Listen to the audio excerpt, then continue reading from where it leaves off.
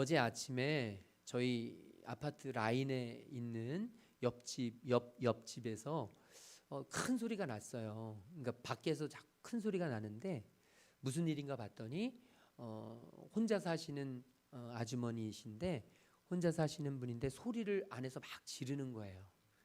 근데 이제 소독을 하러 왔던 분이 누군가 이렇게 쿵쿵쿵 문을 두드리니까 이제 제 아내를 어떻게 만나게 돼서 제 아내에게 부탁하고 제 아내는 일찍 나가야 돼서 제가 경비실에 연락을 하고 관리실에 연락을 해서 알아봤더니 혼자 사시는 분이 욕실에 들어갔다 문이 잠긴 거예요.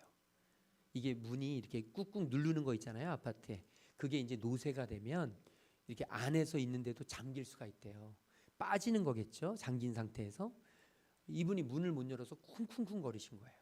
여러분 생각해 보세요. 60대 후반 여러분의 부모님들이 아파트에 혼자 있는데 욕실에 갇혔어요. 소리가 안 나요. 제가 가까이서 문 바로 밖에서 듣는데 소리가 안 나요. 그냥 무슨 소리가 들리는데 알아들을 수가 없어요. 아마 굉장히 힘드셨을 거예요. 그래서 밖에서 크게 소리쳤죠. 비밀번호가 어떻게 되냐고. 그랬더니 비밀번호가 생각이 안 난다는 거예요. 여러분 긴장하면 그래요. 우리가 매일같이 누르던 그 4자리 숫자가 너무 긴박하니까 여러분 폐쇄공포증 있으신 분들은 정말 견디기 힘든 시간일 거예요. 그런데 어쨌든 소리가 안 나는데 막 이분이 막 두드리면서 살려달라고 막 꺼내달라고 막 그러시는데 안타깝게도 어떻게 해드릴 길이 없어요. 그래서 이제 문을 열어보려고 했더니 문이 요새 새로 아파트 짓는 데에 쓰는 이렇게 좀 좋은 문으로 한 거예요. 평상시 우리의 도어락이 아니고 좀 어려운 거예요. 그래서 누르는 이렇게 손으로 문지르는데 또 그런 걸 써봤어야죠. 제가 번호가 2개만 뜨는 거예요. 그러니까 안 써본 사람들은 당연히 문제가 뭐예요? 배터리가 없는 줄 알았죠. 그래 배터리가 없는 줄 알고 9V 배터리를 또 갖고 와가지고 그걸 댔더니 될 데가 없어요. 하여튼 좋은 게 다 좋은 게 아니에요, 여러분. 이게 배터리가 충전이 안 되는 거예요. 그래서 문 하는 사람에게 전화하고 이것저것 전화하다 도저히 안 돼서 어쩔 수 없이 이건 방법이 없습니다 하고 119를 불렀죠. 119를 부른 다음에 제가 그 아주머니께 혹시 아드님, 제가 이렇게 자주 보는 분이 있거든요. 장로교회 다니시는 집사님이세요. 신실하신 분. 그래서 어쨌든 아들 전화번호를 받았어요. 그리고 전화를 했더니 아들이 알려줘서 다행히 문을 따고 들어갔는데 그 시간 동안 제 옆에 계셨던 이 관리실 아저씨 나이가 지긋이 드셨는데 계속 저에게 설교를 하시는 거예요. 이래서 평상시 잘 살아야 돼요. 이래서 평상시 진짜 잘 살아야 돼요. 혼자 사는 사람들, 그러니까 자기만 혼자 살면 된다고 생각하는 사람들, 다른 사람들하고 상관없이 살아가는 사람들, 조금 위에서 조금 투둑거리면 그냥 층간소음 때문에 싸우고 완전히 틀어지고 막 그러면서 옆 사람 어떻게 사는지 관심 없고 자기 혼자 사는 사람들 이러다가 죽는 경우가 많대요. 실제로 그분과 함께 따고 들어가서 문을 열어드렸어요. 그랬더니 그 집사님께서 나오시자마자 그러더라고요. 정말 죽는 줄 알았다고. 그러면서 그런 생각을 했대요. 내일 예배드리러 교회 가야 되는데 내가 태워주기로 한 집사님이 있는데 할머니인데 자기가 나오지 못하면 그분도 교회 못 가고 자기도 교회 못 가고 이러다 죽겠구나. 월요일 날 아들이 오는데 내가 월요일까지는 살 수 있을까 이러면서 견디셨대요. 제가 딱 그걸 보면서 이제 그러고 나서 119가 왔죠. 8명이 오시더라고요. 정말 죄송하게도 8명이 레일 다 들고 쇠사슬 막 들고 막 이 벤치 큰 거 들고 막 이렇게 오셨더라고요. 죄송하지만 저희가 열었어야 했더니 잘 됐다고. 잘 됐다고. 그분들에겐 생명이 우선이니까. 어쨌든 그러면서 제가 딱 느꼈던 생각이 뭐냐면 신앙생활도 이래서는 안 되겠구나. 혼자서 하다가 여러분 자칫 잘못하다 신앙생활 혼자 하는 거 당연하게 생각하고 나 혼자 신앙생활하고 뭐 무슨 생각이 있건 무슨 어려움이 있건 남한테 관심도 없고 다른 사람하고 얘기도 안 하고 나누지도 않고 하다가 여러분 어쩌다가 보면 나도 모르게 그 확 막힌 곳에서 사람 일은 아무도 모르거든요. 그분이 그러리라고 생각을 했겠어요. 그리고 심지어는요 들어갔더니 이분이 벤치를 갖고 계신 거예요. 스패너. 왜냐하면 이게 잠기는 일이 있어가지고 그런 얘기를 들어가지고 혼자 들어갈 때 자기가 이걸로 깨부시려고 가져갔대요. 근데 그렇게 두드려도 안 된다는 거예요. 자기 딴에는 계획을 했지만 인생이 자기 마음대로 되는 게 아니잖아요. 여러분 신앙도 그렇습니다. 내가 내 마음대로 나의 계획대로 신앙생활 할 거라고 생각하지만 사실은 그렇잖아요. 그래서 우리는 항상 함께 해야 합니다. 함께 해야 돼요. 저는 소망합니다. 우리 모든 성도님들이 함께 신앙생활하고 함께 주님 안에서 더 진보하고 함께 주님께 더 가까이 가는 은혜 있기를 주님의 이름으로 축복합니다. 오늘 바울은요. 바울과 늘 함께했던 디모데, 자신의 믿음으로 나았고 자신의 제자였고 자신의 생명보다 더 귀하게 여겼던 그 믿음의 아들 디모데에게 이제 자신의 인생의 마지막 장면에서 유언과도 같은 메시지를 보내고 있어요. 바울이 성경에 신약 성경에 쓴 편지 바울서신이라고 알려진 것은 13개입니다. 바울은 13개를 편지를 썼어요. 고린도 교회, 에베소 교회, 빌립보 교회, 골로새 교회 이렇게 편지를 썼는데 그 13개 중에서 마지막에 쓴 편지가 디모데 후서예요. 이 디모데 후서는 바울이 죽기 직전에 쓴 편지예요. 바울이 로마 감옥에 투옥되는데 바울은 빌립보 감옥에만 투옥된 게 아니에요. 로마 감옥에도 나중에 투옥이 되는데 첫 번째 투옥됐을 때는 조금 있다가 2년 후에 풀려났는데 두 번째 투옥됐을 때 그때는 사형 언도를 받고 로마 감옥에서 죽음을 앞두고 있던 상태예요. 그때 바울은요 직접 자기가 쓰지를 못해서 편지를 대독시켰어요. 자기는 얘기하고 그 편지를 쓰게 해서 이 디모데에게 보내게 했는데 그게 바로 디모데 후서 오늘 말씀입니다. 바울이 자기의 인생의 마지막에 자기의 아들과도 같은 디모데를 위해서 유언과도 같이 남겼던 말씀은 바로 이것입니다. 주님이 기뻐하시는 사역자가 되라. 너와 내가 주님의 길을 걸었는데 나도 너도 주님의 길을 위해서 모든 것을 다 던졌는데 우리가 주님 앞에서 꼭 기억해야 될 것은 주님이 기뻐하시는 사역자가 되어야 한다는 것이다. 그러면서 오늘 우리에게 주시는 이 말씀을 통해서 저는 저와 여러분 이제 2024년을 마무리하고 2025년을 준비하면서 우리가 주님이 기뻐하시는 사역자가 되어지기를 주님의 이름으로 축복합니다.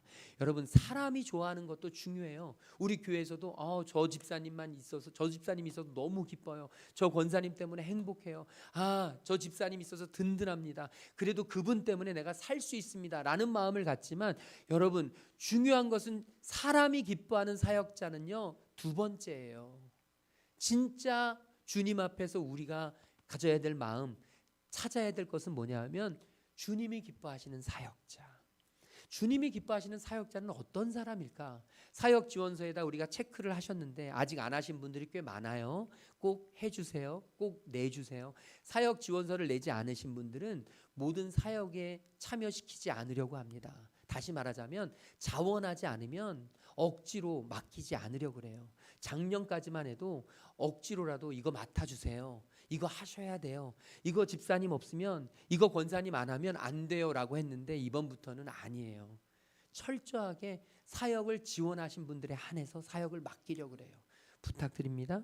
그런데 이 사도 바울이 이 좋은 사역자가 되는 길이 어떤 길인가 우리에게 오늘 말씀을 통해서 몇 가지 알려주시는데요. 첫 번째 우리 1절 말씀 같이 읽도록 하겠습니다. 내 아들아, 그러므로 너는 그리스도 예수 안에 있는 은혜 가운데서 강하고. 아멘. 여기에 보면 주님이 기뻐하시는 사역자의 첫 번째 요소가 나옵니다. 첫 번째 조건이 뭐냐면 바로 은혜 안에 있는 사람이에요. 주님이 기뻐하시는 사역자는 억지로 하는 사람이 아니에요. 힘들게 하는 사람이 아니에요. 은혜 안에 있는 사람이에요. 물론 은혜 안에 있는 사람도 책임감으로 할 수 있어요. 은혜 안에 있는 사람도 억지로 할 수 있습니다. 그런데 은혜 안에 있는 사람은 은혜와 상관없이 주님의 일을 감당하는 사람과 비교가 안 됩니다. 여러분 사역의 이유는 어디에 있느냐? 은혜 받았을 때 있어요. 여러분과 제가 왜 사역을 합니까? 저와 여러분이 왜 이 일을 감당해냅니까? 사람마다 참 그 가치가 달라요. 제가 지난주에 우리 감리사 연수라는 걸 다녀왔는데 36분이 다녀왔어요. 그런데 다들 부부 동반, 목사님 사모님들이 다 갔는데 저하고 딱 한 분만, 두 분만 솔로로 가신 거예요. 그러니까 방은 당연히 그분과 자게 되죠. 그런데 그분의 나이가 66세, 공주 시골에서 목회하시는 목사님이신데 너무 재밌으셨어요. 정말 재밌고 힘들었습니다. 편하게 있으세요. 저는 편했으면 좋겠어요. 저하고 나이 차이가 꽤 나니까 감리사님 편하게 계세요. 그러면서 불은 좀 꺼주시면 좋겠는데요. 저기 샤워할 때 그 커튼 꼭 좀 내려주셔야 되겠는데. 편하게 있으세요. 저는 편하게 있는 게 제일 좋아요. TV는 안 켰으면 좋겠는데. 편하게 있으세요. 편하게. 그래서 제가 편하게 좀 음악 좀 듣고 편하게 말씀 듣고 편하게 이 이어폰을 끼고선 좀 편하게 있으려고 했더니 자꾸 질문을 던지시는 거예요. 저 편하게 계세요. 편하게 계세요. 그러면서 여러분 이런 분들 꼭 계시지 않아요? 그런 분들 안 되시길 소망합니다. 편하게 있으라면 그냥 편하게 좀 두셔야 되는데 편하게 있게 하질 못해요. 제가 정말 힘들었어요. 첫날 새벽 2시에 도착했어요. 그 호텔에 밤 늦게 갔거든요. 그러니까 새벽 2시에 도착했는데 우리나라 시간으로 그 나라 시간으로 새벽 2시에 도착했는데 5시에 잠들었어요. 3시간 동안 저에게 계속 말을 시키시는 거예요. 굉장히 피곤한데, 너무 피곤한데 어떻게, 여러분 생각나시죠? 어떻게, 정말 그냥 저에 대해서 알고 싶다고 한마디 던지세요. 아들이 어떻게, 자녀가 어떻게 돼요? 그러면 예, 아들 둘입니다. 그러면 본인 얘기를 한 30분 하세요. 본인 자녀들 얘기를. 교회가 어디쯤 계세요? 그래서 제가 또 교회 여기쯤 언제 이렇게 개척해서 있습니다. 그러면 또 본인 얘기 1시간. 와, 정말 대단하셨어요. 그런데 그렇게 재밌는 분이 얘기의 요점, 제가 가장 많이 들은 얘기, 이분이 특별히 눈이 막 반짝반짝하면서 얘기하실 때가 있었는데 그게 뭐냐? 이분은 직장 생활 하시다가 이제 신학을 늦게 하시게 됐는데 주님의 부름을 받고 신학을 늦게 시작하셨는데, 그러니까 목회 연수가 저보다 짧죠. 지금 저보다 짧다는 건 아니고 늦게 시작했으니까 그렇게 나이에 비해서 목회를 많이 하신 건 아닌데 하시는 동안 건축을 5번 하셨다는 거예요. 교회를 5번 세우셨대요.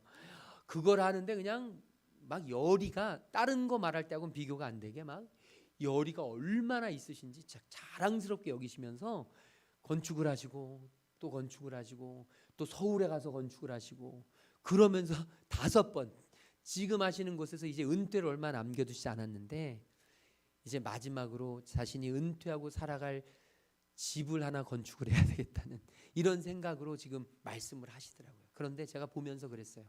야, 대단하다. 건축을 해서 그곳에 쭉 계시면 좋겠지만 이분에게는 하나님이 다른 은혜를 주신 거예요. 교회를 건축해내는 은사.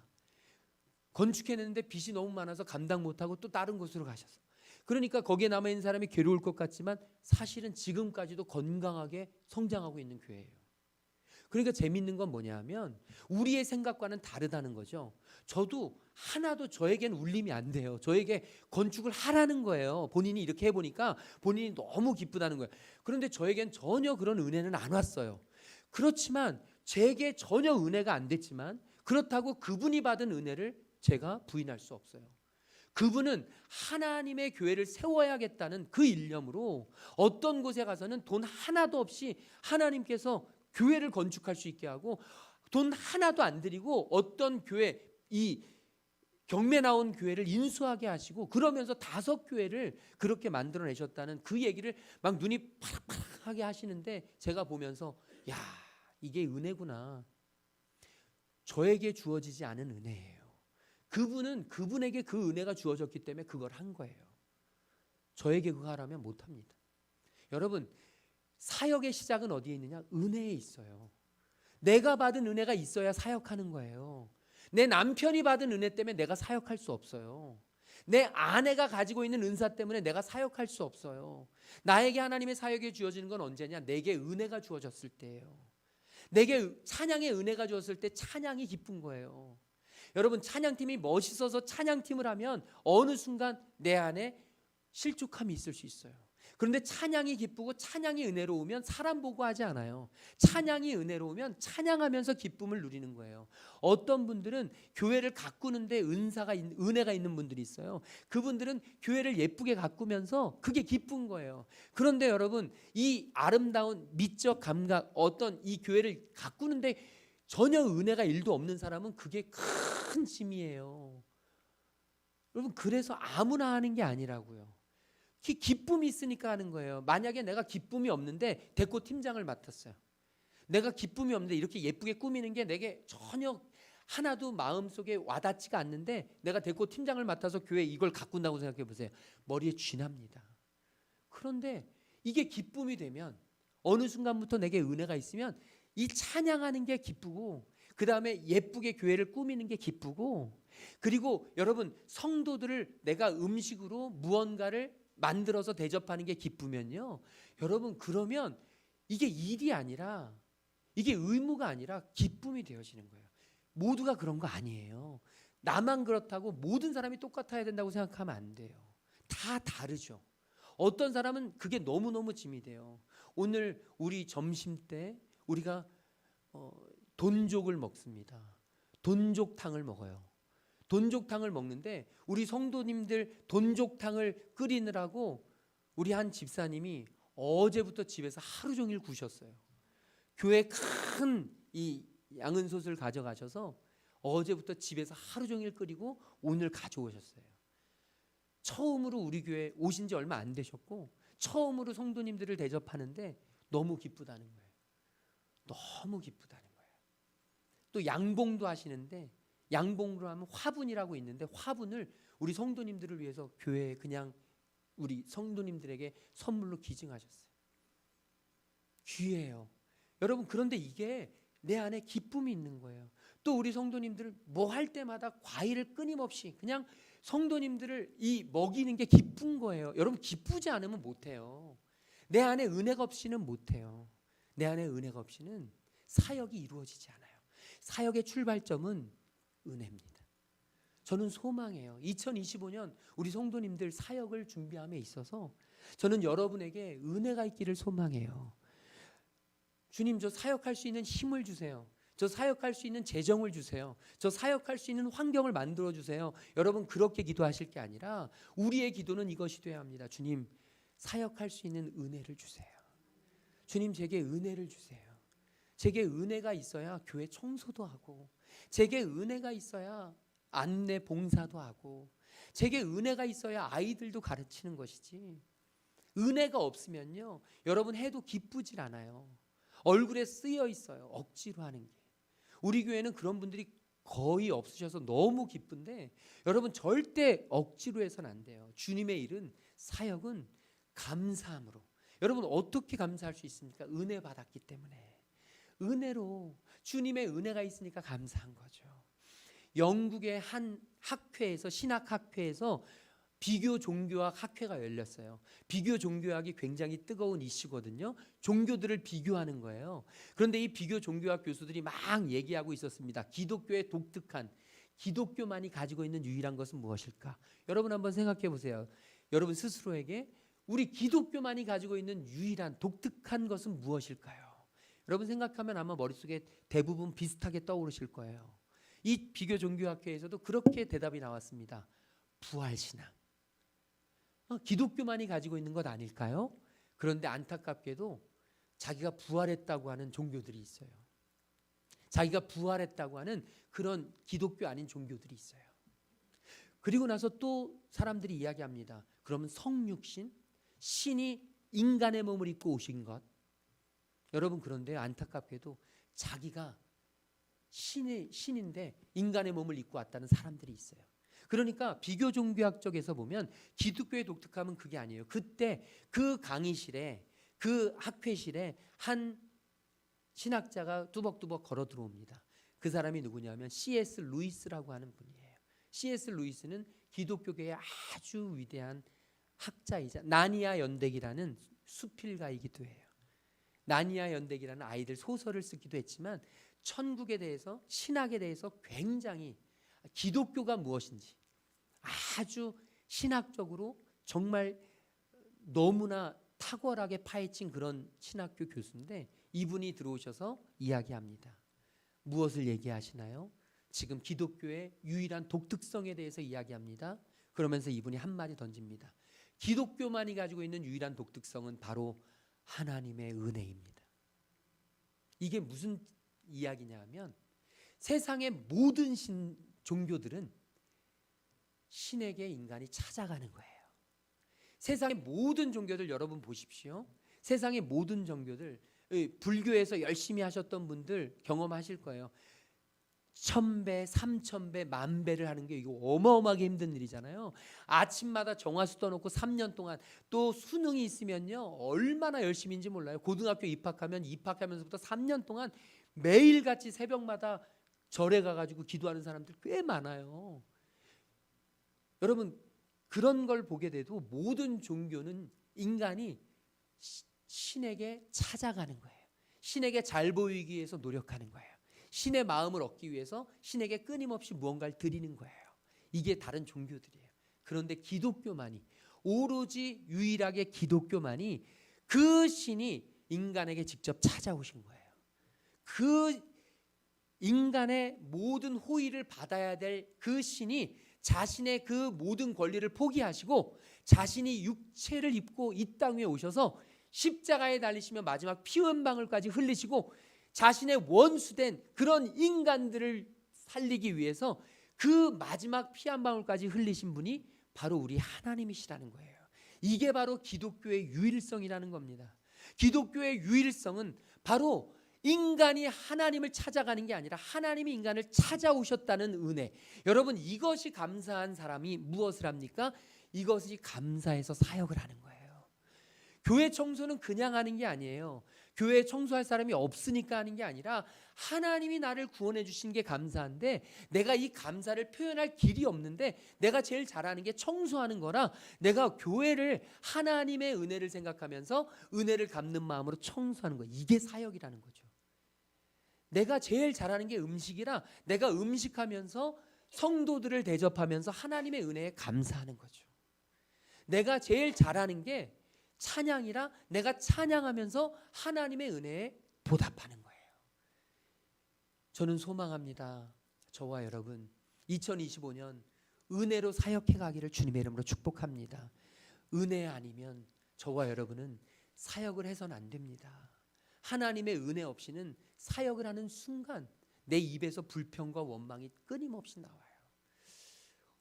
2025년 우리 사역을 결단하고 사역을 준비하는 우리 모든 성도님들의 마음속에 하나님의 은혜가 정말 강물과 같이 흘러내리기를 주님의 이름으로 축복합니다. 주님이 기뻐하시는 사역자의 두 번째 모습은 2절 말씀에 나타나는데 우리 같이 읽겠습니다. 2절 말씀입니다. 또 내가 많은 증인 앞에서 내게 들은 바를 충성된 사람들에게 부탁하라. 그들이 또 다른 사람들을 가르칠 수 있으리라. 아멘. 사도 바울은 디모데를 끊임없이 훈련시켰습니다. 그리고 디모데에게 하나님의 복음의 말씀을 끊임없이 전했어요. 그리고 이제는 헤어져 있습니다. 그러면서 이제 자신의 인생의 마지막에 디모데에게 부탁합니다. 무엇을 부탁하냐면 내가 너에게 끊임없이 전해주었던 그 복음을 또 다른 사람에게 전해주면 좋겠다. 여러분 사도 바울은 지금 무슨 이야기를 하고 있는 거냐면 주님이 기뻐하시는 사역자는 누구냐? 바로 사람을 살리는 사역자예요. 사람을 세우는 사역자예요. 다시 말하자면 찬양팀도 찬양이 사역의 목표가 아니에요. 찬양을 함께하는 사역자들 있잖아요. 그 사람들을 살리고 세워야 돼요. 찬양을 잘하는 게 찬양팀의 목적이 아니에요. 여러분 식사 봉사를 하는 사람들이 음식을 예쁘게 만들고 맛있게 만들고 너무 좋죠. 그런데 중요한 것은 음식을 맛있게 만들었는데 옆에서 약간 짠 거 같지 않아? 이런 말 한마디 딱 했을 때 갑자기 눈이 휙 돌아가면서 갑자기 막 살인적인 눈빛으로 너는 먹을 자격이 없어. 그러면서 밥그릇을 빼앗는다. 여러분 이건 식당 봉사 사역이 아니에요. 특별히 한 분을 바라보면서 웃으시는데 그럴 거 없어요. 네. 여러분 이건 하나님이 기뻐하시는 사역자의 모습이 아니에요. 음식을 대접하는 거 맛있는 밥을 먹는 것도 중요하지만 더 중요한 건 이 안에 주님의 사랑을 담아서 전하는 거잖아요. 그러니까 사실 컵라면을 먹어도 교회 안에서는 사랑이 담겨져 있어요. 그러니까 모든 봉사는요, 일이 아니에요. 우리는 사역을 자꾸 일로 생각하니까 찬양팀은 찬양을 삐까뻔쩍하게 잘해야 되고, 음식팀은 음식을 너무너무 맛깔나게 해야 되고, 모든 사역, 중보기도팀, 전도팀은 막 전도를 열심히 막 으쌰으쌰해서 막 사람들 막 데려와야 되고, 여러분 이런 게 아니에요. 전도팀들도, 중보기도팀들도, 성경공부팀도, 여러분 사역을 하면서 무엇을 하느냐? 사역하는 사람들을 같이 격려하고 응원하고 세워주는 거예요. 사역의 가장 중요한 목표는 사람을 세우는 거예요. 그래서 사도 바울은 이야기하는 거예요. 디모데야, 내가 너에게 이야기했던 그 복음으로 너는 끊임없이 다른 사람들에게 권면해라. 복음을 전해라. 그리고 그 복음을 전하면 그들이 또 다른 사람들을 가르치게 될 거다. 여러분, 사역은 뭐냐면 흘러가는 거예요. 교회는 뭐냐면 제자를 삼는 거예요. 우리 교회 성도님들이 많진 않지만 변화된 성도님들이 꽤 되세요. 감사해요. 아마 성도들의 수에 비례해서 변화된 사람의 수를 계산하면 우리 교회 단연 굉장히 높은 위치에 오를 거예요. 여러분, 교회는 변화되지 않으면 의미가 없어요. 변화되지 않고 예수 믿기 이전의 모습이나 주님 앞에 나오기 이전의 모습이나 사역자가 되기 이전의 모습이나 사역자가 되어서 10년이 지난 후 모습이 똑같다면 여러분, 교회는 존재할 이유가 없어요. 그것은 교회가 아니에요. 동호회예요. 사교 집단일 뿐이에요. 교회는 주님을 닮아가는 사람들이 세워지는 거예요. 이제 주님의 제자가 세워지는 거예요.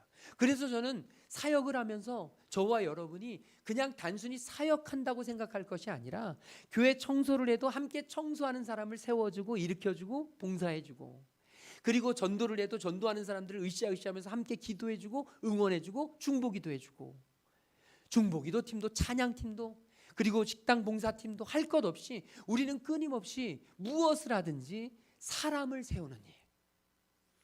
소망합니다. 2025년에 사람을 세우는 교회 되기를 소망합니다. 우리 교회가 언제까지, 여러분 나라도 그렇고 교회도 그렇고요, 세우는 건 굉장히 힘들지만 무너지는 건 하루아침이에요. 무너지는 건 정말 하루아침입니다. 정신 바짝 차리지 않으면 한순간에 무너질 수 있어요. 교회도 마찬가지예요. 우리 교회 언제까지 갈지, 언제까지 이렇게 세워질지, 언제까지 흘러갈지 모르지만 여러분, 우리 교회가 하나님의 은혜 가운데서 함께하는 이 시간만큼은 저는 사람을 세우는 교회 되기를 주님의 이름으로 축복합니다. 사역이 그냥 사역이 아니라 사람을 세우는 일이 돼야 합니다. 사람을 세우는 역할이 돼야 합니다. 그래서 사역의 이 지원서는 사람을 내가 살려내겠습니다. 사랑을 내가 살려내겠습니다. 어제 그 옆집에서 있었던 사건이 있었을 때 119에 전화할 때 119에서 계속 얘기하더라고요. 저희가 가면 저희는 무조건 문을 부셔야 합니다. 저희는 사람이 우선이기 때문에 이 재산상의 피해를 감당해낼 길이 없어요. 잘 생각하세요. 그러더라고요. 그래서 안에 계신 분에게 계속 물어봤어요. 근데 대답 소리가 안 들려요.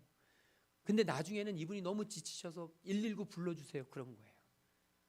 다행히 문을 부시진 않았지만 여러분, 그 자세예요. 사역자는 일을 좀 잘 못해도 돼요. 일을 내가 안 해도 돼요. 사람이 살아나면 그게 족한 거예요. 교회는 사람을 살리는 곳입니다. 절대 내가 살겠다고, 절대 내가 앞서겠다고, 내가 위에 서겠다고, 나를 인정하라고 다른 사람을 업신여기거나 어떤 사람도, 가난한 자, 병든 자, 지친 자, 여러분 그런 사람들을 멸시하고 그런 사람들을 소외시키면 어떻게 되느냐? 예수님을 버리는 거예요. 예수님이 하신 모든 일은 바로 소외된 자, 고아와 과부들, 가난한 자들을 위해서 자신의 모든 것을 내어주신 분이 예수님이거든요. 2025년 주님이 기뻐하시는 사람을 세우는 사역자들이 세워지기를 주님의 이름으로 축복합니다. 마지막으로 주님이 기뻐하시는 사역자의 세 번째 중요한 모습, 우리 3절 같이 읽도록 하겠습니다. 너는 그리스도 예수의 좋은 병사로 나와 함께 고난을 받으라. 아멘. 지금 사도 바울은요, 자기의 아들과도 같고 제자와도 같은 사랑하는 디모데에게 뭐라고 이야기하냐면 나와 함께 고난을 받으라고 이야기해요. 이 자리에 혹시 자녀들을 향해서 아빠 엄마가 어렸을 때 이렇게 고생했으니까 너도 이렇게 꼭 고생해봐, 이런 마음 가지시는 부모님들 계세요? 부모가 아니죠.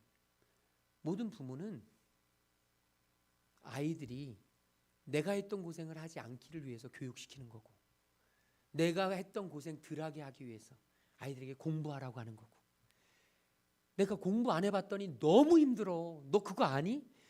너 그거 알았으면 좋겠는데? 애들은 모르죠. 안 살아봤으니까 몰라요. 어쨌든 부모는 다 그래요. 똑같아요. 제가 돌이켜봐도 저희 부모님도 저에게 본인들이 겪었던 그 고난, 본인들이 겪었던 그 아픔을 겪지 않게 하기 위해서 애쓰셨던 것 같아요. 여러분, 어떤 스승도, 목사님들이, 집사님은 제가 겪었던 고난을 똑같이 겪어보셔야 돼요. 여러분, 이렇게 이야기하는 목회자 있다면 당장 그 교회를 떠나셔야 합니다. 그건 교회 목회자가 아니죠. 어떤 스승도, 어떤 아비도 자신이 겪었던 고난이 있기 때문에, 그 아픔을 알기 때문에 성도를 품어주는 것이고, 아이들을 품어주는 것이고, 아이들이 바른 길로 가라고 바른 길로 이끄는 것이지, 절대 고난을 똑같이 당하기를 원하는 부모나 스승은 없어요. 그런데 지금 바울은 그렇게 이야기합니다. 그 이유가 뭘까요? 바울은 자기가 고난을 겪으면서 보니 고난이 내게 주시는 그 은혜를 깨달았던 거예요. 성경 말씀 한 구절 찾아볼 텐데요. 고린도후서 1장 8절에서 9절 말씀입니다. 고린도후서 1장 8절에서 9절 말씀을 보면 이렇게 돼 있어요. 사도 바울이 고린도 교회 성도들에게, 형제들아, 우리가 아시아에서 당한 환난을 너희가 모르기를 원하지 않는다. 아시아에서요, 빌립보에서 이 사도 바울이 아시아에서 엄청난 고난을 당했어요.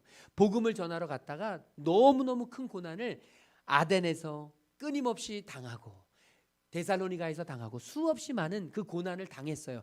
그때 그 당한 고난을 너희들이 모르기를 원하지 않는데, 힘에 겹도록 심한 고난을 당해서 지금 얼마나 큰 고난을 당했냐면 살 소망까지 끊어지는 거예요.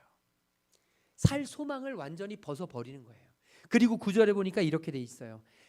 사형 선고를 받은 줄 알을 만큼 그렇게 힘들었어요. 정말 사는 게 아니었고 살고 싶은 마음이 없었습니다. 그런데 사도 바울이 이렇게 고백해요. 그랬는데 이것으로 말미암아 나를 의지하지 않고 오직 죽은 자를 다시 살리시는 하나님만 의지하게 하시려는 하나님의 뜻임을 발견한 거예요.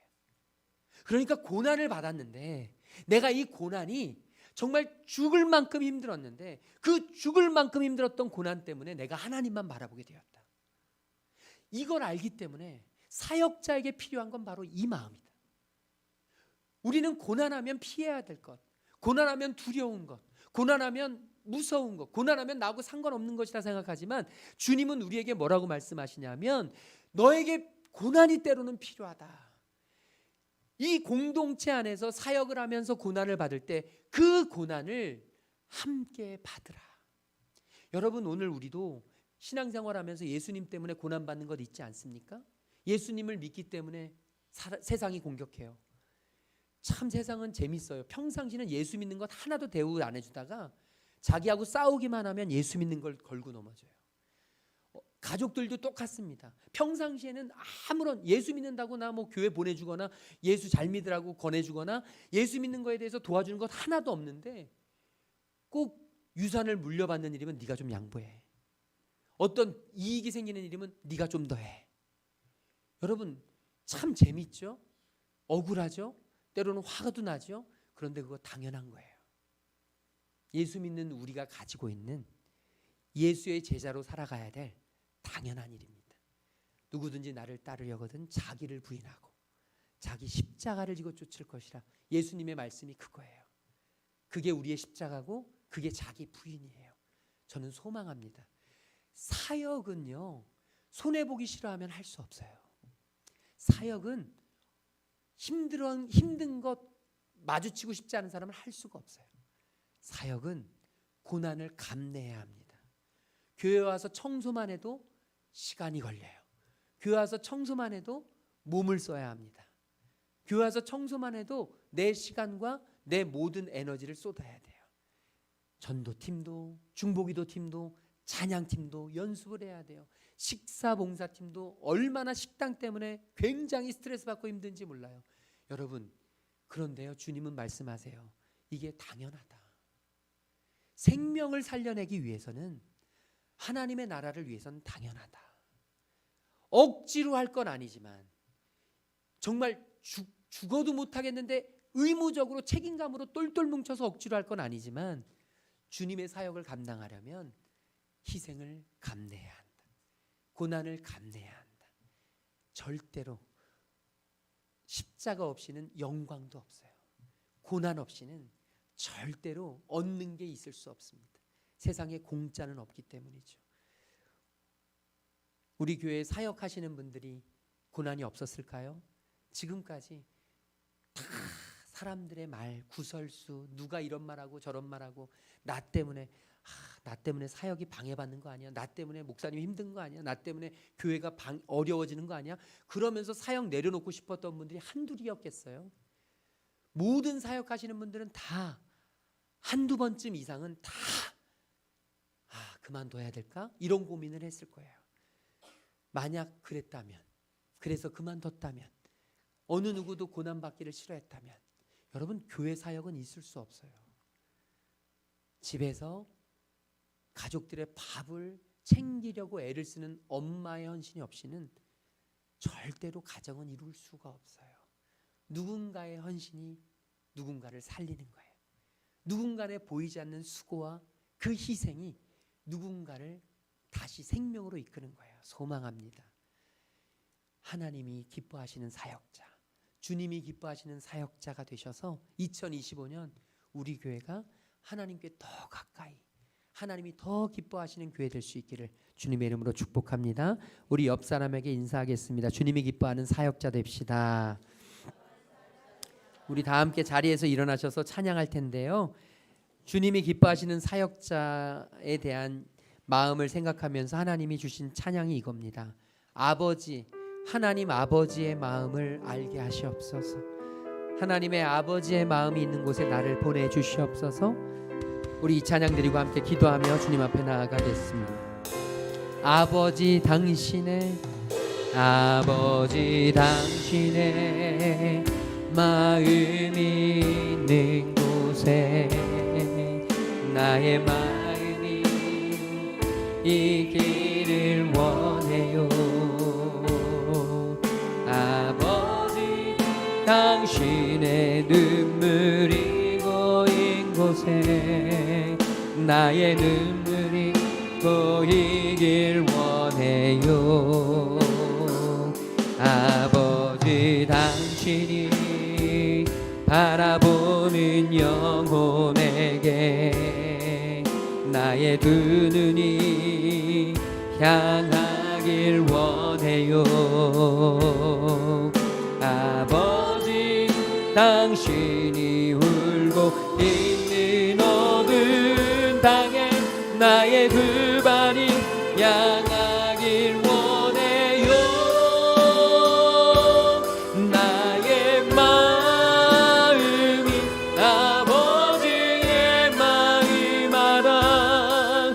내 모든 뜻 아버지의 뜻이 될 수 있기를 나의 온몸이 아버지의 마음 알아.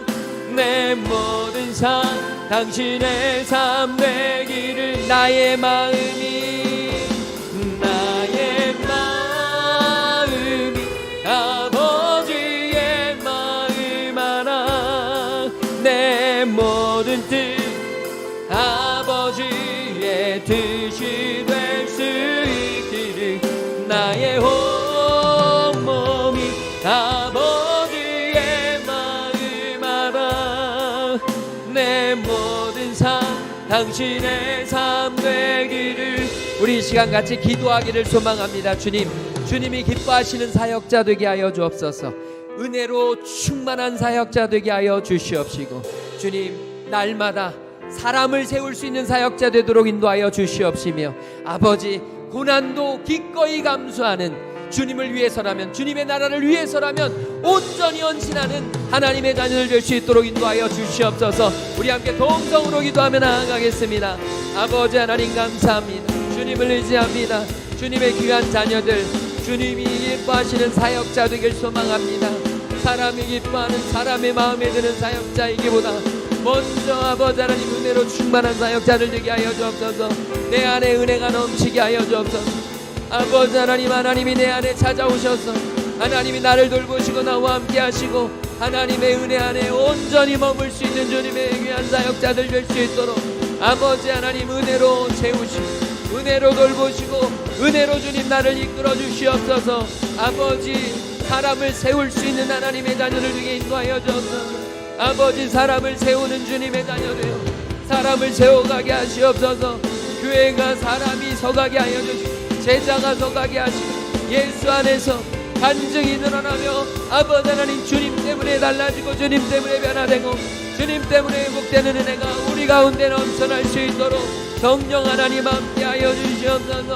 고난을 두려워하지 말게 하시옵소서. 주님의 일을 위해서 주님의 영광을 위해서 고난을 두려워하지 않고 고난을 염려하지 않고 아버지 하나님 주님 안에서 기쁨으로 감사함으로 주의 영광으로 설 수 있는 하나님의 자녀 되어 주님의 기쁨을 누릴 수 있는 아버지 하나님 기쁨으로 사역을 감당해낼 수 있는 하나님의 자녀요 믿음의 자녀요 은혜의 자녀를 줄 수 있도록 성령님 함께 하시고 신이 임재하시고 인도하여 주시옵소서. 하나님 우리를 사역자로 부르셔서 주님의 귀한 뜻을 이루게 하여 주시니 감사합니다. 주님 무엇보다 주님이 기뻐하시는 사역자 되도록 인도해 주시옵소서. 항상 은혜 안에서 사역하게 하시옵소서. 주님 사람을 세우기 위하여 최선을 다하는 사역자들 되게 인도하여 주시옵소서.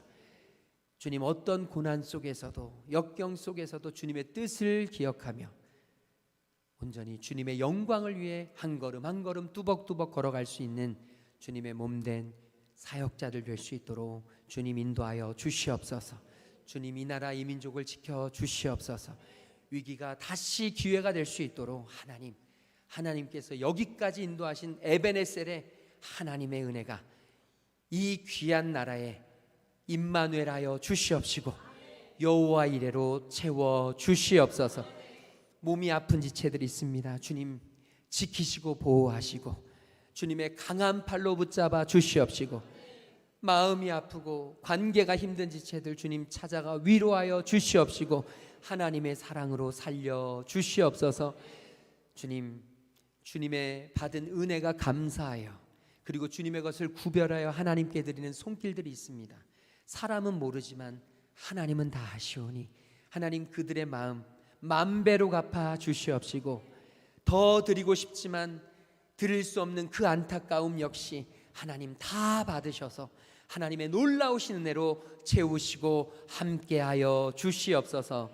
이제는 길과 진리와 생명 되시는 우리 주 예수 그리스도의 그 놀라우신 구속의 은혜와 우리를 지으시고 부르시고 우리를 보내신 창조주 하나님의 한량없는 그 크신 사랑하심과 우리의 친구 되시며 위로자 되시는 성령 하나님의 감화감동 역사 충만하심이 이제 주님이 기뻐하시는 사역자가 되어 2025년을 믿음으로 살아내기로 결단하고 돌아가는 하나님의 자녀들 머리머리 위에 그들의 가정과 하는 모든 일들 위에 지금부터 영원토록 함께 계시기를 간절히 축원하옵나이다. 아멘.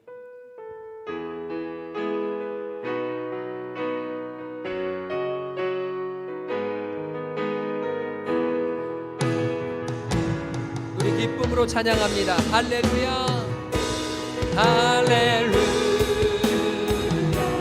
주를 찬양하여라 할렐루야 자유케 하셨도다 죄의 저주 끊으신 주께 구원이 또다 주 예수 나의 삶 산소망 그리스도 나의 산소망 당신이 나의 산소망.